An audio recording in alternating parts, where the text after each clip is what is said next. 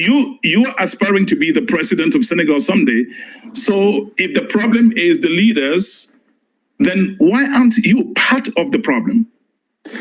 You say I cannot be part of the problem, because as at now I'm not running any country. So I'm trying for the moment with the people that I'm working with to get the possibility and opportunities to run the country, and that's why we're having our vision, our philosophy, and to change, to transform the way of working, the way of thinking. Because what happened is we have a serious issue with the educational system that we have from our colonial masters. So these things, I think, which are for me the most problematical issue that we're facing for the moment.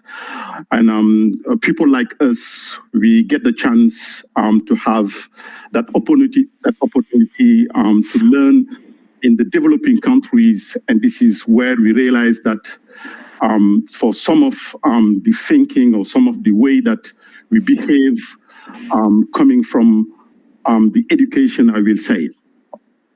I understand you say the problem is with the leadership, but I'm going to ask you again, does democracy really serve the best interest of Africans? If you apply that democracy in the way that the European countries is doing that, I will say no. Because for each country, they should have their own system, they should have their own culture. If you match the culture with the people that we're having in our government, I think this is something that's going to work. But this is not something happening as of now. If you became the president of Senegal today, chances are that you have friends in Europe and the United States. You think with the exposure that they have in the democratic cultures where they are, they should man your government. Is that assessment of you correct, sir? The thing is, you need to take into consideration all of those parts. So we are, for the moment, connecting to one country to another.